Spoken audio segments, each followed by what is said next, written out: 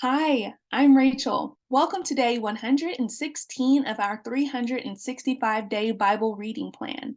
Today's reading is titled, The King Who Was 7 Years Old. We will be reading 2 Kings chapter 11, verses 1 through 21 in the New Living Translation. When Athaliah, the mother of King Ahaziah of Judah, learned that her son was dead, she began to destroy the rest of the royal family. But Uzziah's sister, Jehosheba, the daughter of King Jehoram, took Ahaziah's infant son Joash and stole him away from among the rest of the king's children who were about to be killed. She put Joash and his nurse in a bedroom, and they hid him from Athaliah, so the child was not murdered. Joash remained hidden in the temple of the Lord for 6 years, while Athaliah ruled over the land. In the 7th year of Athaliah's reign, Jehoiada the priest summoned the commanders, the Karites, mercenaries, and the palace guards to come to the temple of the Lord. He made a solemn pact with them and made them swear on oath of loyalty there in the Lord's temple. Then he showed them the king's son. Jehoiada told them, "This is what you must do. A third of you who are on duty on the Sabbath are to guard the royal palace itself. Another third of you are to stand guard at the Sor gate. And the final third must stand guard behind the palace guard. These 3 groups will all guard the palace. The other 2 units who are off duty on the Sabbath must stand guard for the king at the Lord's temple. Form a bodyguard around the king and keep your weapons in hand. Kill anyone who tries to break through. Stay with the king wherever he goes." So the commanders did everything as Jehoiada the priest ordered. The commanders took charge of the men reporting for duty that Sabbath, as well as those who were going off duty.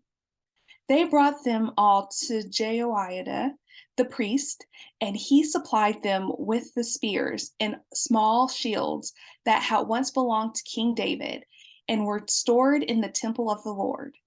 The palace guards stationed themselves around the king, with their weapons ready. They formed a line from the south side of the temple around to the north side and all around the altar. Then Jehoiada brought out Joash, the king's son, placed the crown on his head, and presented him with a copy of God's laws. They anointed him and proclaimed him king, and everyone clapped their hands and shouted, "Long live the king!" When Athaliah heard the noise made by the palace guards and the people, she hurried to the Lord's temple to see what was happening. When she arrived, she saw the newly crowned king standing in his place of authority by the pillar, as was the custom at times of coronation. The commanders and trumpeters were surrounding him, and people from all over the land were rejoicing and blowing trumpets. When Athaliah saw all this, she tore her clothes in despair and shouted, "Treason! Treason!" Then Jehoiada, the priest, ordered the commanders who were in charge of the troops, "Take her to the soldiers in front of the temple and kill anyone who tries to rescue her." For the priest had said, "She must not be killed in the temple of the Lord." So they seized her and led her out to the gate where horses enter the palace grounds, and she was killed there. Then Jehoiada made a covenant between the Lord and the king and the people that they would be the Lord's people. He also made a covenant between the king and the people, and all the people of the land went over to the temple of Baal and tore it down.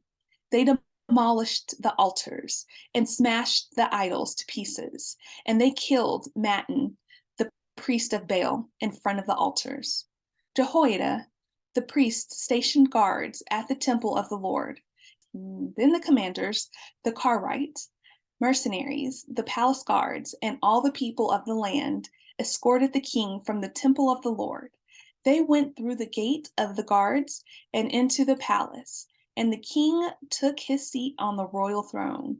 So all the people of the land rejoiced, and the city was peaceful because Athaliah had been killed at the king's palace. Joash was 7 years old when he became king. Thanks for joining us for today's reading. And remember, everyone has an invitation to sit at Jesus' table. We hope you'll find your story and purpose in God's story.